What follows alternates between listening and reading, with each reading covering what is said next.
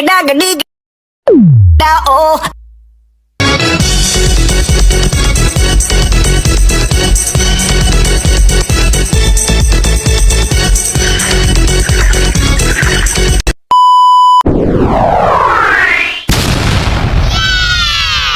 Bye bye.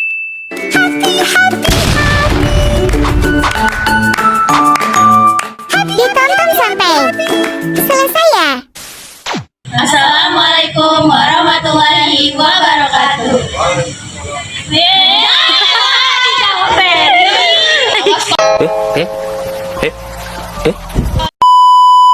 Assalamualaikum warahmatullahi wabarakatuh.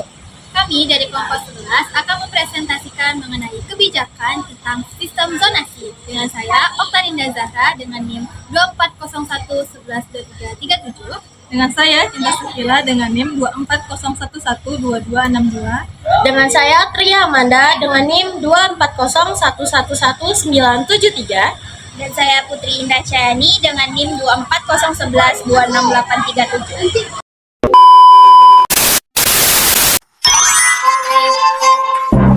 Kebijakan Sistem Zonasi Sekolah merupakan peraturan pemerintah Kementerian Pendidikan dan Kebudayaan Permendikbud yang baru terdapat dalam nomor 14 tahun 2018 mengenai penerimaan peserta didik baru.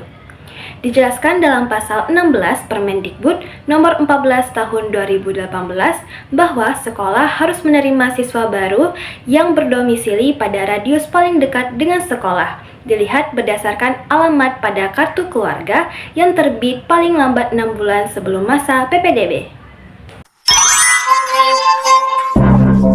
Sistem zonasi bertujuan untuk memeratakan akses pendidikan berkualitas bagi seluruh masyarakat Indonesia, mengurangi disparitas kualitas pendidikan antara daerah perkotaan dan pedesaan, meningkatkan kesempatan yang sama untuk mengakses pendidikan bagi semua anak Indonesia, menjamin distribusi siswa yang lebih merata, memastikan seluruh anak usia sekolah di area tersebut terdaftar di sekolah, memudahkan upaya peningkatan kapasitas guru, menghilangkan praktik jual beli kursi dan pungli.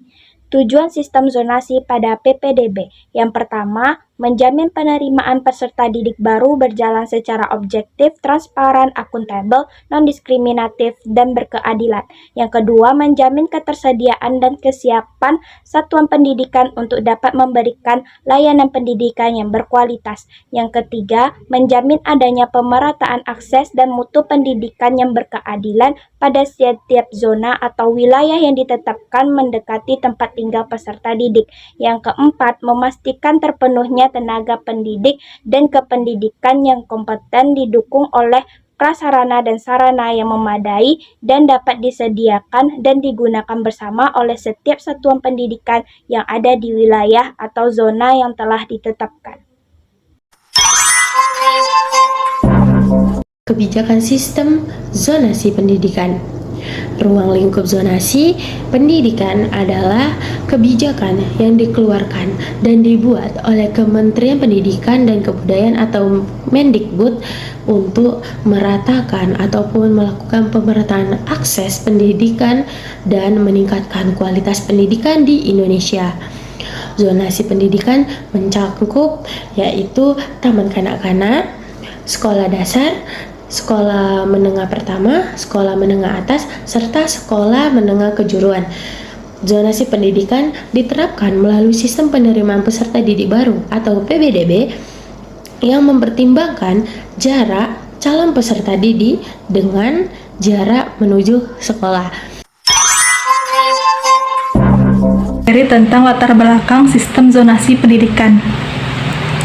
Kebijakan zonasi pada penerimaan peserta didik baru diatur di dalam Peraturan Menteri Pendidikan dan Kebudayaan atau Perkemendikbud nomor 14 tahun 2018 yang menggantikan Perkemendikbud nomor 17 tahun 2017 tentang PDP. Menurut Mendikbud, terjadi adanya ketimpangan antara sekolah yang mempermasalahkan sebagai sekolah unggul atau favorit dengan sekolah yang diisi oleh peserta didik yang berprestasi belajar tergolong baik atau tinggi. dan umumnya berlatar belakangan keluarga dengan status ekonomi dan sosial yang baik. Sementara terdapat juga di titik ekstrim lainnya sekolah yang memiliki peserta didik dengan tingkat prestasi belajar yang tergolong kurang baik atau rendah dan umumnya dari keluarga yang kurang mampu. Selain itu, terdapat pula fenomena peserta didik yang tidak bisa menikmati pendidikan di dekat rumahnya karena faktor capaian akademik. Hal tersebut dinilai Kemendikbud tidak benar karena dirasa tidak dapat mengingat prinsip keadilan. Aktor yang menjadi sasaran dalam kebijakan sistem zonasi. Pertama adalah peserta didik, yaitu calon siswa yang akan diterima di sekolah berdasarkan domisili mereka. Yang kedua, sekolah, terutama sekolah negeri yang wajib menerima siswa dari zona terdekat minimal 90% dari total penerimaan. Dan yang ketiga adalah orang tua atau wali murid, yaitu masyarakat yang berperan dalam mendukung dan memahami kebijakan sistem zonasi untuk pendidikan anak mereka. Aktor yang melaksanakan kebijakan sistem zonasi di Indonesia meliputi yang pertama itu Kementerian Pendidikan dan Kebudayaan Kemendikbud mengeluarkan regulasi dan pedoman pelaksanaan zonasi. Yang kedua, pemerintah daerah menetapkan zona berdasarkan kondisi lokal dan mengelola penerimaan peserta didik baru sesuai dengan ketentuan zonasi. Yang ketiga, Dinas Pendidikan bertanggung jawab untuk sosialisasi, pengawasan, dan evaluasi pelaksanaan kebijakan di tingkat daerah. Yang keempat itu ke sekolah, melaksanaan penerimaan siswa sesuai dengan radius zona terdekat dan memastikan pemerataan kualitas pendidikan. Analisis kebijakan sistem zonasi, yaitu pro kebijakan. Yang pertama itu ada memperluas akses pendidikan. Sistem zonasi memberikan akses pendidikan yang lebih luas kepada siswa yang kurang mampu, sehingga mereka tidak perlu khawatir dengan biaya transportasi. Dan yang kedua itu ada memeratakan kualitas pendidikan. Sistem zonasi bertujuan untuk meratakan kualitas pendidikan dan menghilangkan diskriminasi sekolah. Dan yang ketiga ada mencegah penumpukan sumber daya manusia. Sistem zonasi mencegah penumpukan sumber daya manusia yang berkualitas di suatu wilayah tertentu. Dan yang terakhir ada mendorong partisipasi sekolah dan wali murid. Sistem zonasi mendorong partisipasi aktivitas sekolah dan wali murid dalam pencernaan pendidikan. Analisis kajian sistem zonasi pendidikan dalam bidang kontrak kebijakan. Kontrak kebijakan ini berisi tentang sisi negatif dari adanya sistem zonasi pendidikan.